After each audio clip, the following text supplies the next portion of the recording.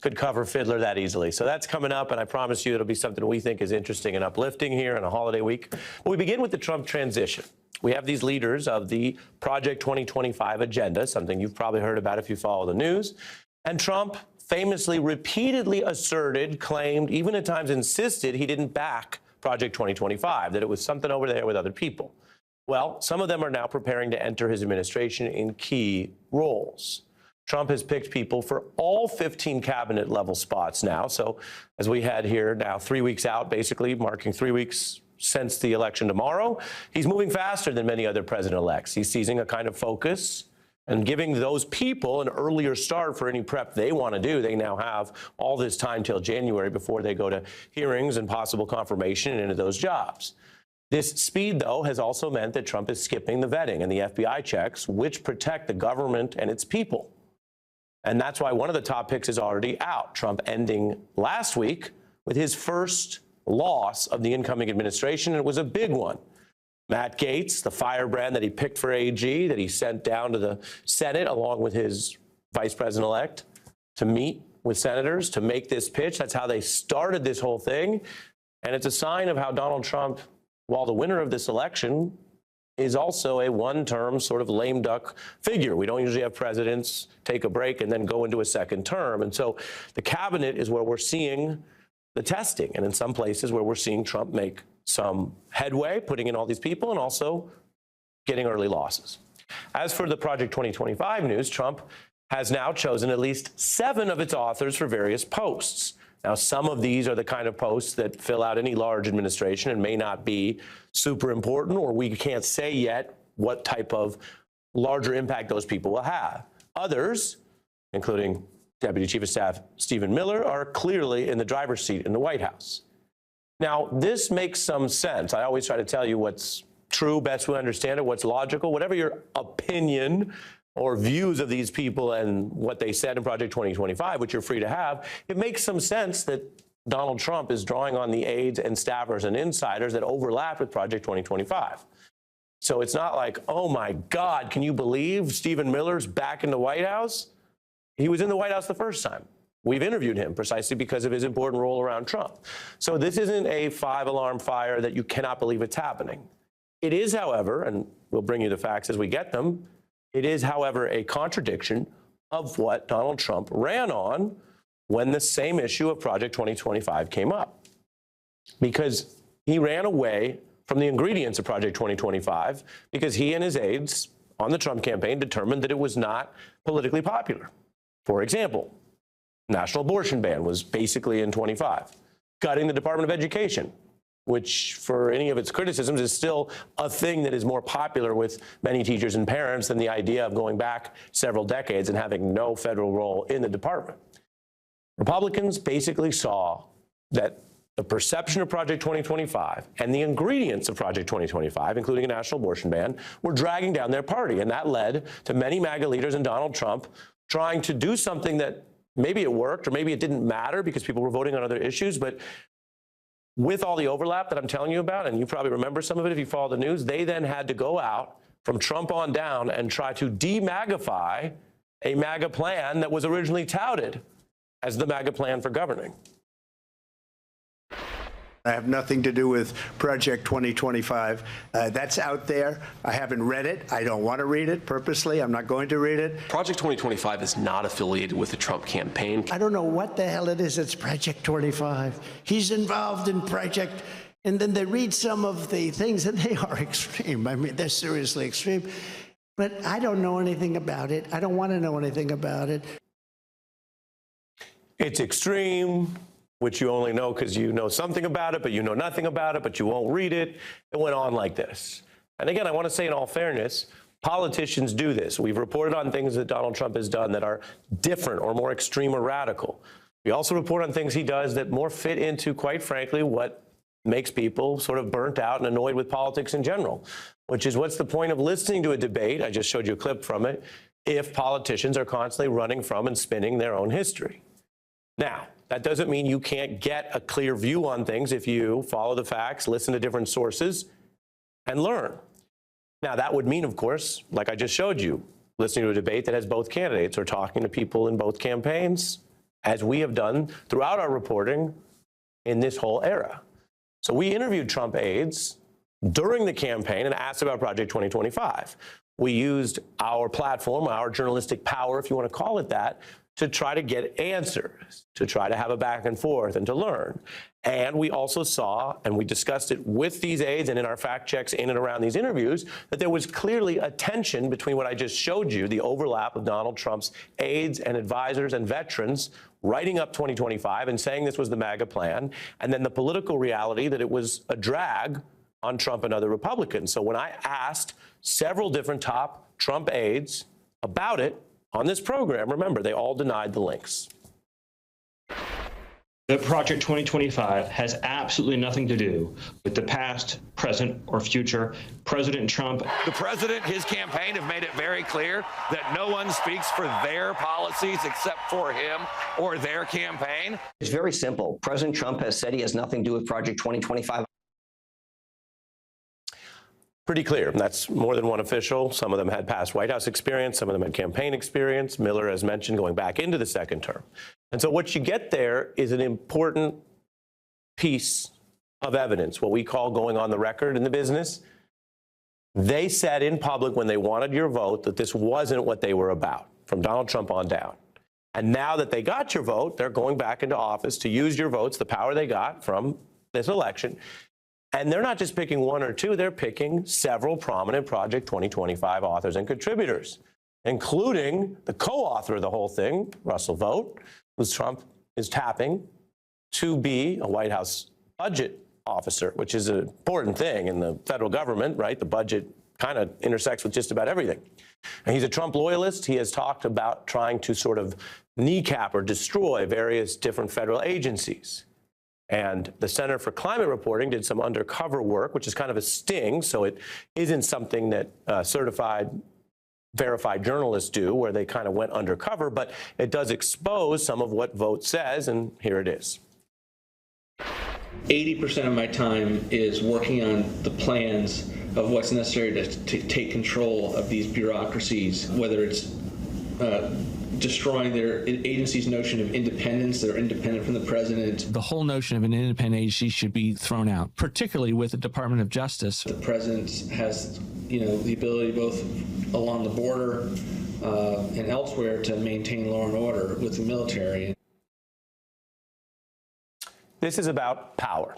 You don't have to be an expert on all the different issues in independent regulatory agencies or what many Trump allies and other conservatives before Trump came to prominence talked about, which was once seen as a more radical agenda, that you would use government power to try to kneecap and take control of parts of the government which had been deemed more independent, that word again, because many people over the years thought it was better, this was kind of a nonpartisan consensus, to have parts of the government that aren't as partisan and under control of the back and forth of the elections. For example, what do you want the military to do? That's generally been less partisan, more independent. What do you want the medical rules to be at the FDA?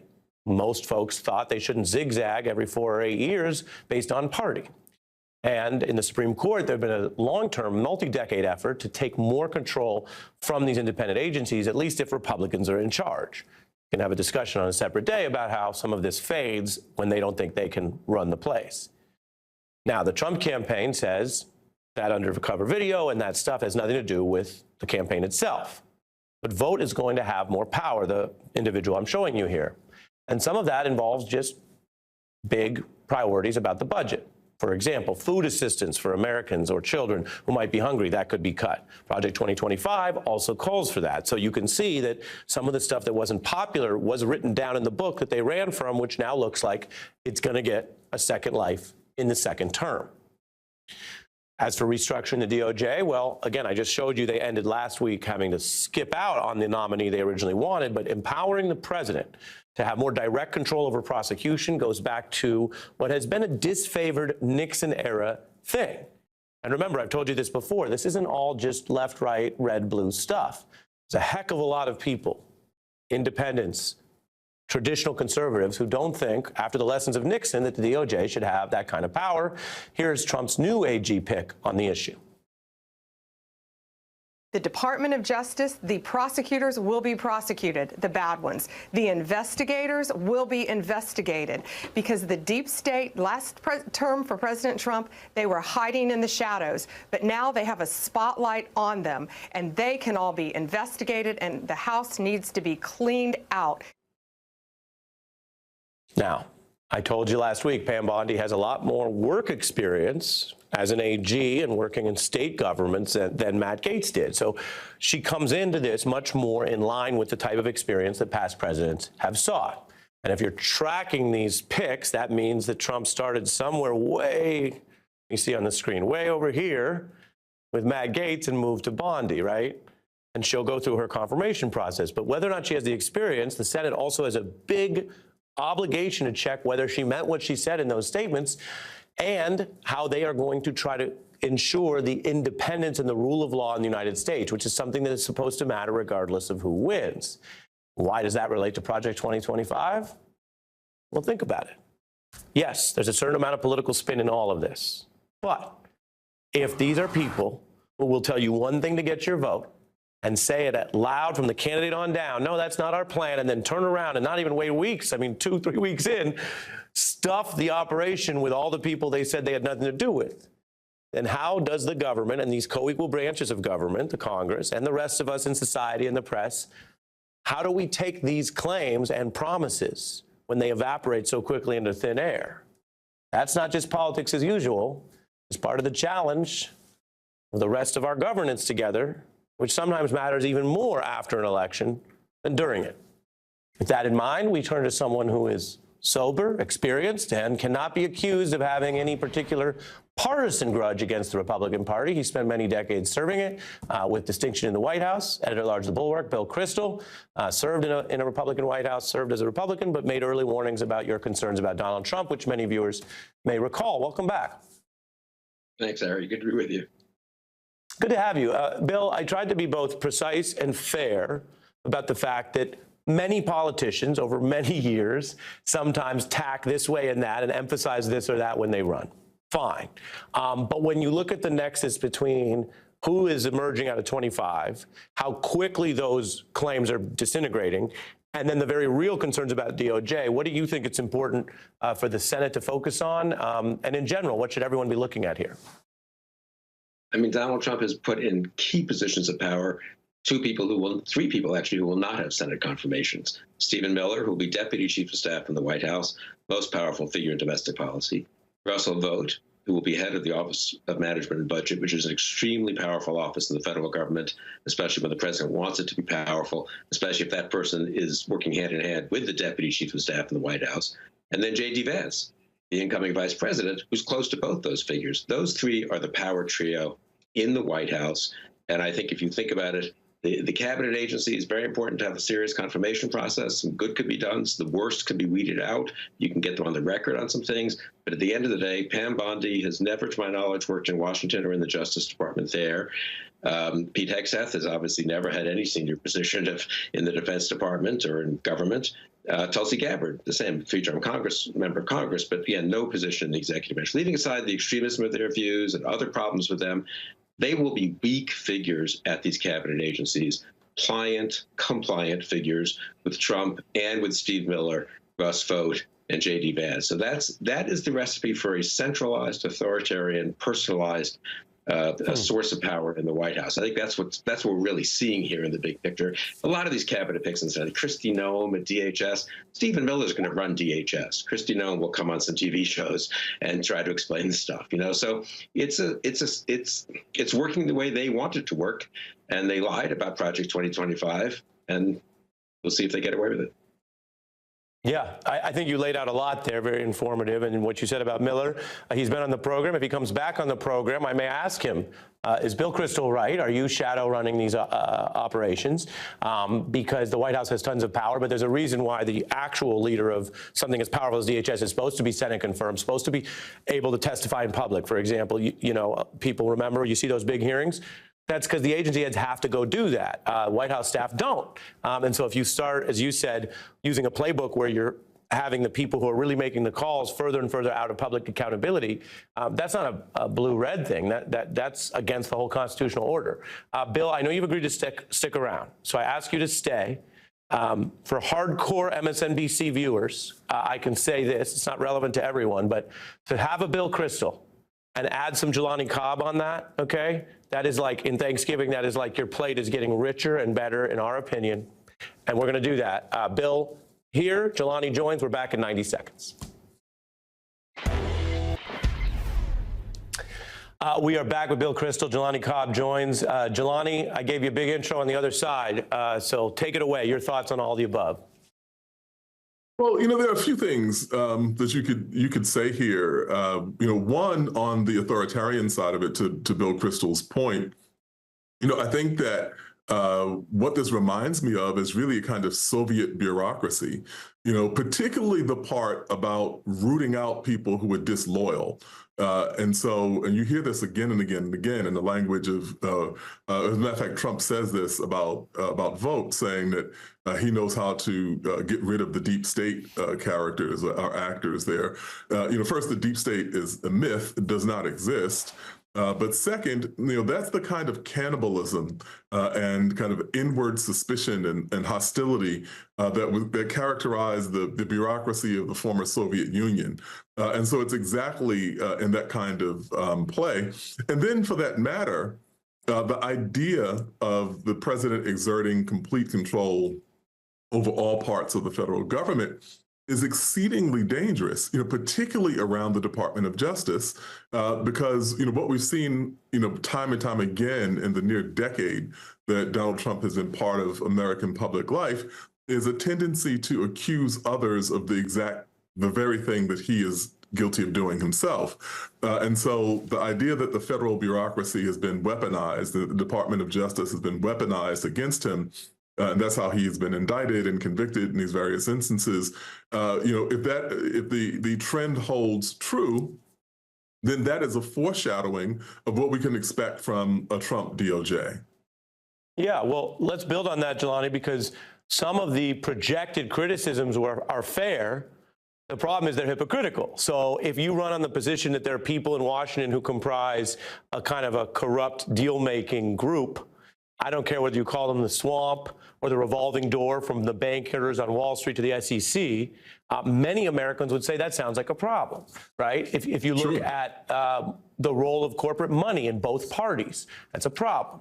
But the criticism, it turns out, in the mirror image of the way they said, oh, 25 is not us, they're not like us, to quote Kendrick, who has a new album out, Jelani, they are like us, they are like them, because turns out it's the swampiest thing ever. The 25 people are back in, and the transition, rather than using public funds which guard against swampy interference, they're instead saying those seeking to curry favor with the incoming administration have the opportunity to donate directly to the winning candidate in secret.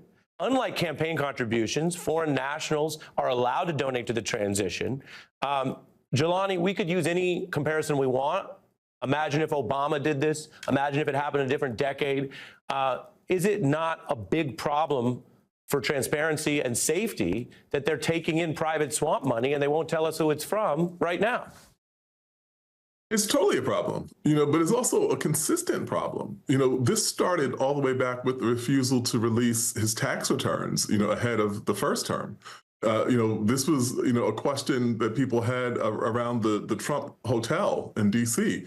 This is an issue that people have had with, the membership of Mar-a-Lago and, what people are doing and what exactly is happening there. So there's a whole array of ethical categories, to be concerned about. Now, of course, and to your point, it is absolutely true. There are many parts of our government operations that require serious reform. Conflicts of interest that abide, that just kind of abound. And so that is true. And under the banner of addressing those very things, we see all of these other kinds of highly questionable ethical situations not only being tolerated, but being promoted and endorsed and furthered. Bill? Yeah, but I think it is important to distinguish, someone who runs a big agriculture business being put in charge of the agriculture department. That can be bad. There could be corruption. There could be favoritism. That can happen down the layers of departments like that. The Justice Department, the intelligence community, the Defense Department, those have been somewhat insulated. They can be sluggish, they can make mistakes, God knows, but they're not really corrupt, honestly. The military promotion system is pretty straightforward and I think very insulated from politics. The way justice works, really, most administrations, you can't call over from the White House and say, hey, Mo, you're investigating my buddy. What's that about? You're really strictly prohibited from doing that. So I do think it's not an accident that Trump has put particularly weak and inexperienced people, and particularly people who are particularly dependent on himself, in those agencies, because those are the power ministries, as they say in political science. You know, if you were talking about a foreign country, those are the places you need to control: justice, defense, intelligence, and I would say OMB, the budget, central budget agency. So that's what Trump is up to here. And incidentally, by nominating such people like Hegseth and Gates has pulled back, he's also trying to gut so the internal checks are kind of going, the guardrails inside are going. He's trying to get rid of the guardrails outside too. And the one big one is the Senate, and there's a Republican majority. But the reason he's nominating people like Hegseth, I think, and Gabbard is to kind of show them that they can't stop him or dare them to stop him. Now, I think Gates's withdrawal in that respect is a little more significant than people realize. The fact that he had to pull him back suggests that maybe some number of Republican senators finally are going to defend their institutional power and just not let Trump run roughshod over everything. Yeah, and he's on the precipice of a single term, so we just don't know how that'll play out as that lame duck continues. I am out of time in this segment, which was important. I do have a little Thanksgiving business for you, Jelani, which is when you go to your Thanksgiving, do you and your family, do you prefer the corn on the cob, off the cob, and do the guests make cob puns, or are you kind of past that at this point in your life? First off, I'm past that at this point in my life. And there's only one way that corn is allowed to be consumed in my household, and that is on the cob. Thank you. Only on the cob. Only on the cob. And who could challenge your credibility? It's the title for my new podcast, actually. Only on the cob. I'm not mad at it. Jelani Cobb, I'm sorry in advance and after the fact for the question and the pun. Bill Kristol, always with good cheer as he puts up with us. I wish you guys, both of you and your families and everyone around you, a happy Thanksgiving. Let me tell folks what's coming up. It's a holiday week, and we have new parts airing for the first time of our Lin-Manuel Miranda interview. And we talked about what's going on in the military. We have an update on new aspects of moves that could affect the independence of the military. We're scrutinizing everything, following the facts, and a newly elected Democrat who flipped a red seat. All that coming up. I see the outcome of the election not as an affirmation of Donald Trump and his MAGA agenda. It was a rejection of a status quo that had come to be defined by inflation and the migrant crisis. We would have won the election were it not for those structural realities of inflation and the migrant crisis. Democrats having some frank talk, including in public, about why they lost the election. Richie Torres there basically pointed to two big macro factors, economy and immigration, while also urging his party to think anew and not just do the exact same thing over again. Take a look at New York, which many people think of as quite blue. Harris still won the state, but did worse, as you see here, against Trump than Biden. The idea that Donald Trump roared back to 44% in blue New York is pretty striking.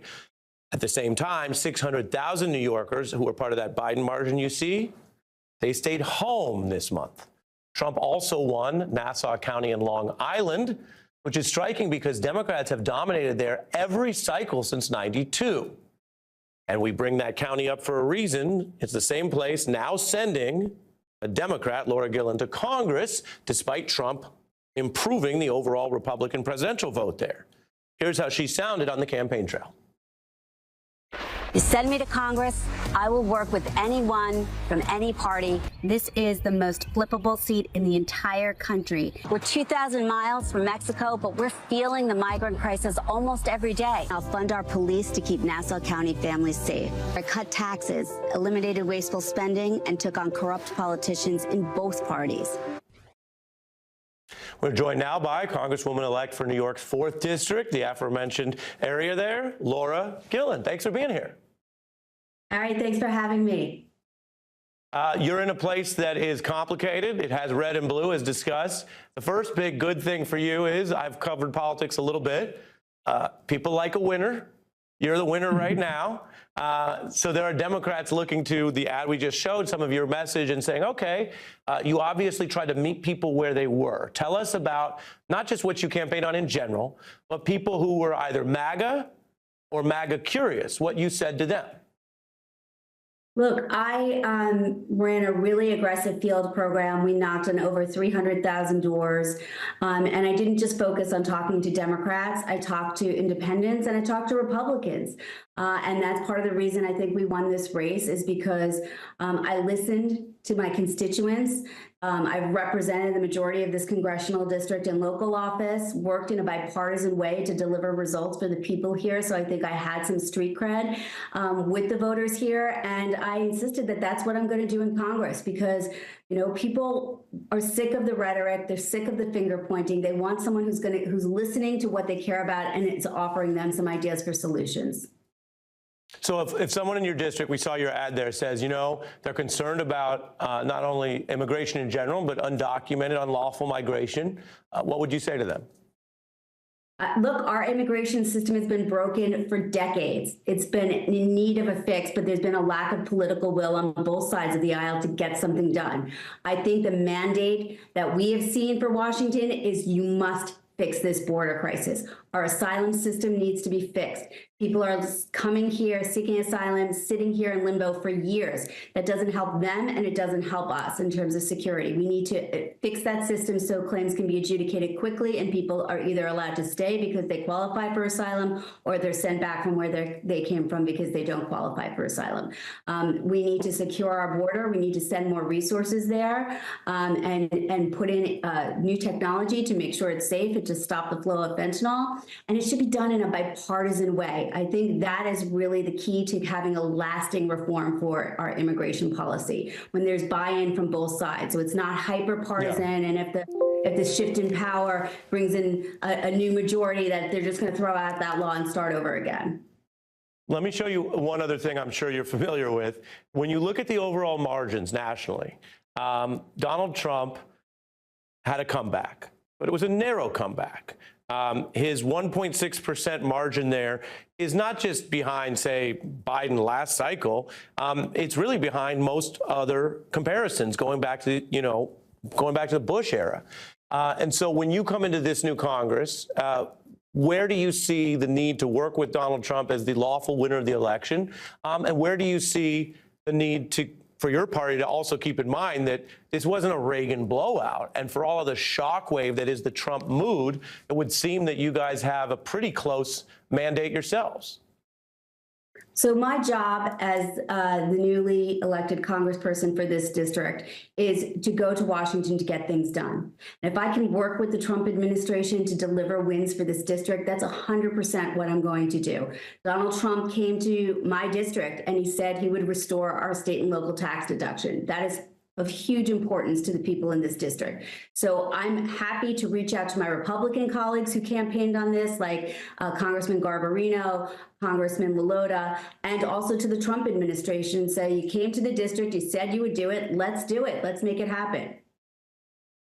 Yeah, I expect we'll be hearing more from you, but really interesting to, again, go out into the field, learn from people. The district you're in, best we can tell, might look like a lot of districts where there are split views in a split country in the years ahead. So, Congresswoman-elect, thanks for joining us.